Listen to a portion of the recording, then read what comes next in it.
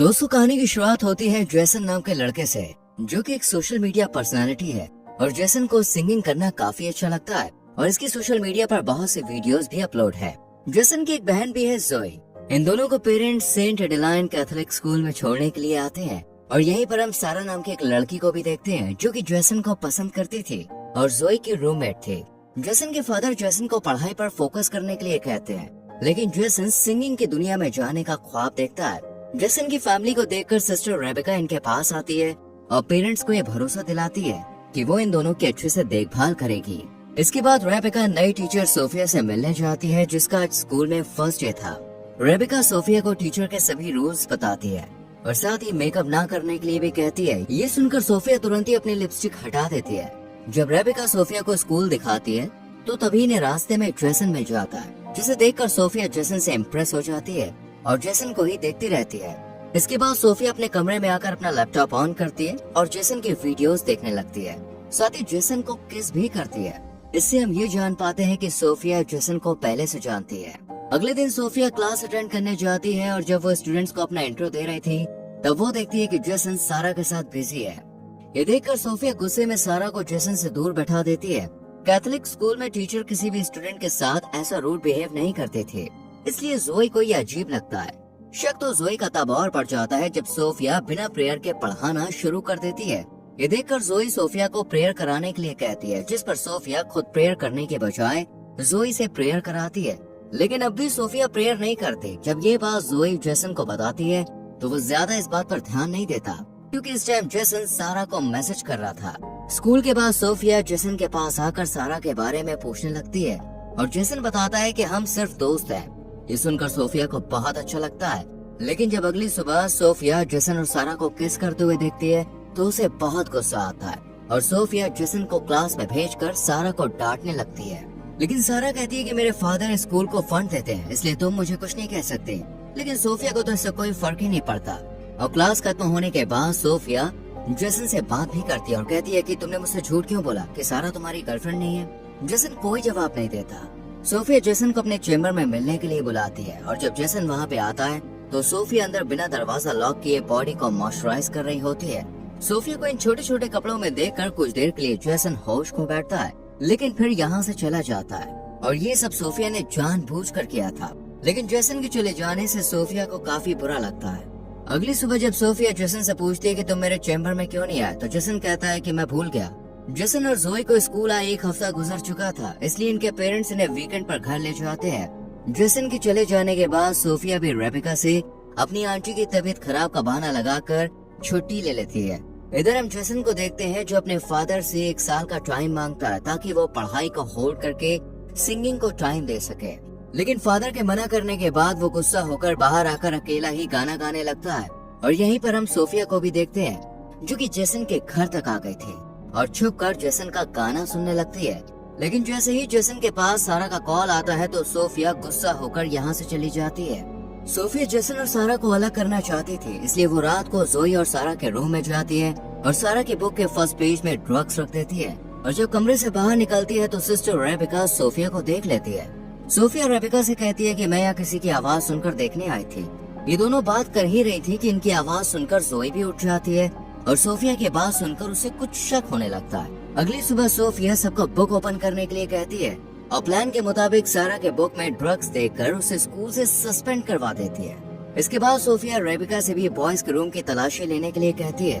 अब चूँकि ये स्कूल की इज्जत का सवाल था, इसलिए रेबेका तुरंत बॉयज के रूम की तलाशी लेने पहुँच जाती है और यहाँ जेसन के रूम में इन्हें एक शराब की बोतल मिलती है।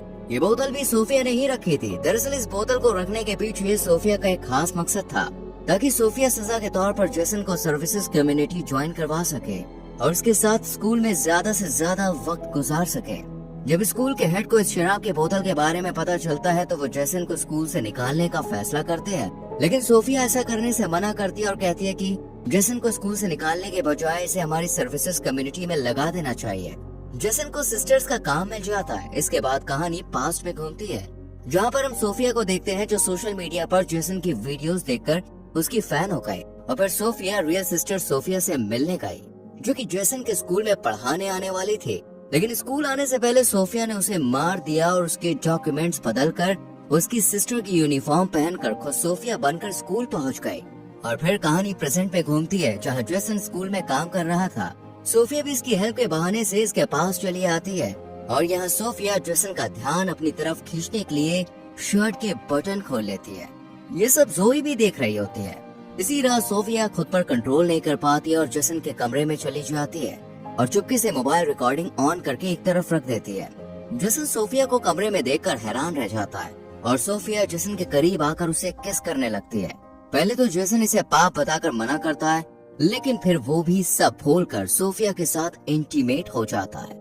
अगली सुबह जेसन को अपनी गलती का एहसास होता है और वो चर्च में अपने पाप को फादर के सामने कन्फेस करने जाता है।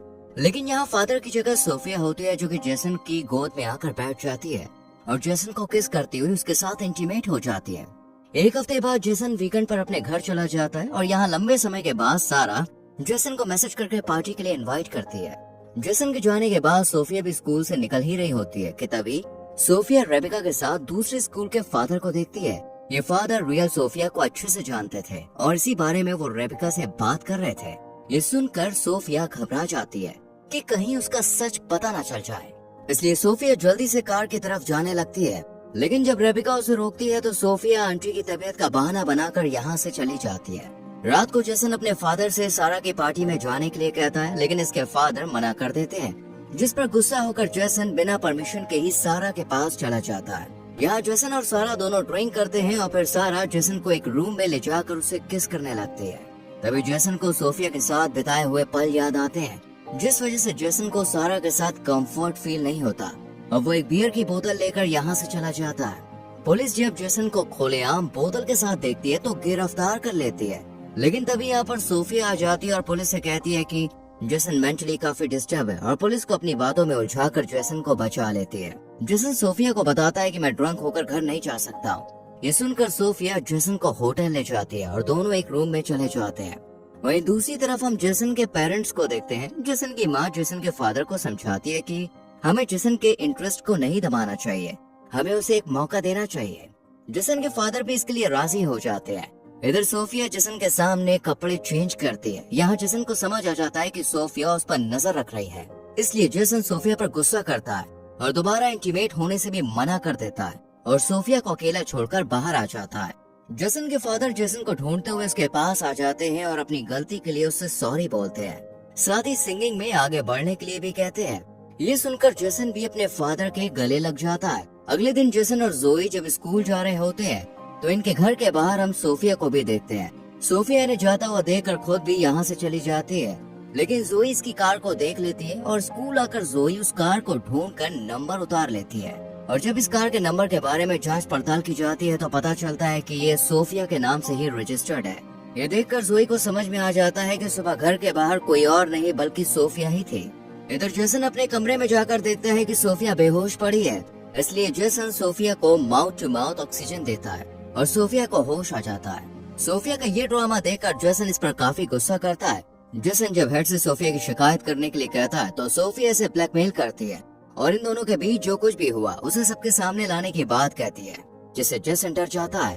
अगले सीन में हम देखते हैं कि रेबिका सारा को फिर से क्लास में ले आती है। ये देखकर सोफिया रेबिका पर गुस्सा होती है, लेकिन रेबिका सोफिया को ही डांट कर यहाँ से चली जाती है। सारा के आ जाने से सोफिया अपना कंट्रोल खो देती है और नहाते वक्त सारा को बाथरूम में ही मार देती है और बाद में ऐसा प्रिटेंड करती है जैसे कि ये एक एक्सीडेंट था।